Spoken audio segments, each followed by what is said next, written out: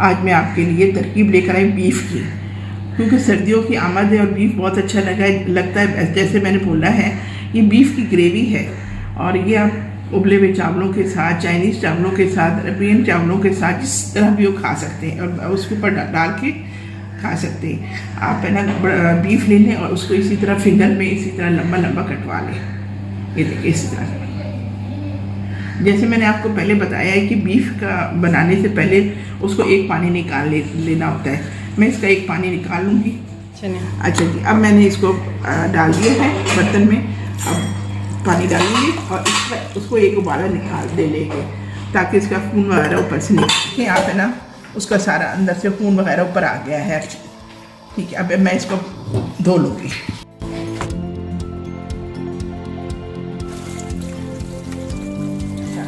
एक चम्मच हम इसमें तेल डालेंगे, लहसुन, एक 2 टेबल स्पून लहसुन और एक है ना टीस्पून अदरक। उसके बाद हम इसको हल्का सा करके इसमें गोश्त डाल देंगे। अब हम इसको हल्का सा ब्राउन कर लेना है। गोश्त भी हो जाएगा और लहसुन अदरक भी साथ ही ब्राउन हो जाएगा। भून चुका है, इसमें थोड़ा सा पानी डालते हैं। ये ज़रा एक दफ़ा फिर भूनेंगे, ज़रा अच्छी तरह उसका मसाला लग गया लहसुन गोश्त के अंदर, गोश्त भी अच्छी तरह भुन जाए। अब गोश्त भुन गया है। अब ये आप देखें इसका कलर भी चेंज हो गया है, हल्का हल्का ब्राउन हो गया है। ज़्यादा काला नहीं करना आप। अब इसमें हम पानी डाल देंगे और गलने के लिए रख देंगे। अब ये आधा चम्मच नमक डाल देंगे इसके अंदर। आधा चम्मच नमक डाल देंगे। नमक को बिल्कुल थोड़ा सा डालना है ताकि फिर इसके अंदर जो ग्रेवी में सामान आना है तो नमक ज़्यादा तेज़ ना हो जाए। अब इसको ढक के रख देना है गलने के लिए, अच्छी तरह ये गल जाए। जी, मैं देखती हूँ 1 से 1.5 घंटा इसको रखा है गोश्त गलने में। देखें गोश्त गल गया है। गोश्त अच्छी तरह गल जाए, बीफ है और जब तक गले ना तो उसका मज़ा नहीं आता। अब इसमें हम है ना किनौर क्यूब डालेंगे। 1 टेबल स्पून वाइट पेपर है, 1 टेबल स्पून काली मिर्चें हैं और साथ सॉल्ट है आधी टी स्पून। अब हम ये सब चीज़ें इसमें डाल देंगे। 1 table spoon soya sauce, 2 table spoon सिरका, 1 टेबल स्पून चिली सॉस, आधा कप हम कॉर्नफ्लोर ले लेंगे।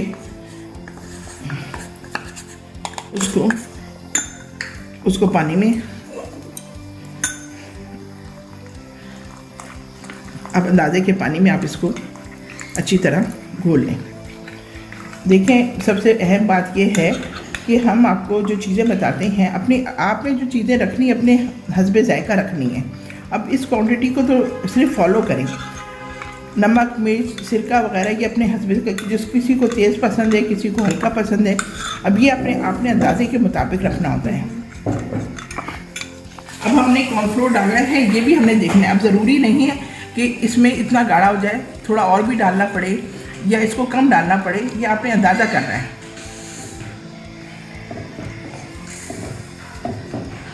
देख इसमें आधा कप कॉर्नफ्लोर डाला,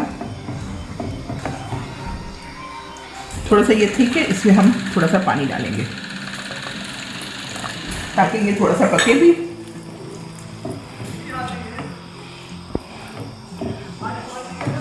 देखिए अब इसको इतना रखनी है, ग्रेवी इतनी रखनी है। डाल देने बादाम को आप जैसे दरमियान से एक, ये अपनी आपकी हस्ब मंशा है, जिस तरह आप बादाम को डालें, दरमियान से कर ले, लंबा कर ले। ये जी हमने बादाम डाल दिए और इसको हल्की आंच पे रख दें। देखिए थोड़ा सा हमने तेल डालना है, 1 टेबल स्पून आप तेल डाल दें। उसमें शिमला मिर्च 1 कप, प्याज 1 कप, इनको हल्का सा सोता कर लेना है। बिल्कुल थोड़ा सा सब्जियां इसमें खड़ी खड़ी अच्छी लगती हैं, इसको हल्का सा सोता कर लिया। मेरा ख्याल है जितना हमारे पाकिस्तान में चाइनीज़ पसंद किया जाता है, इतना तो चाइना वालों के यहाँ भी चाइनीज़ भी पसंद किया जाता होगा। ये देखिए हल्का हल्का सोता हो गया। खड़ी खड़ी सब्जियां चाइनीज़ में अच्छी लगती हैं। अभी बंद कर दिया। अब आपने इसमें डाल देने ग्रेवी में। अब हमने सब्जियां इसमें डाल दी हैं। अब ये देखिए बीफ ग्रेवी बिल्कुल तैयार है। ये देखिए इसमें सब्जियां भी खड़ी खड़ी और ये गरमाइश में खुद भी थोड़ी नरम हो जाती हैं। अब हम आपको इसके साथ चावल मैं तैयार करती हूँ, चाइनीज़ चावल के साथ आप इसको पेश करें। अब हम इसको डिश में डालते हैं। देखिए मज़ेदार सी ग्रेवी तैयार है।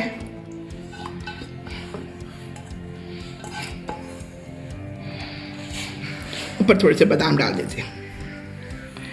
यह हमारी बीफ ग्रेवी तैयार है। अच्छा जी, अस्सलाम वालेकुम।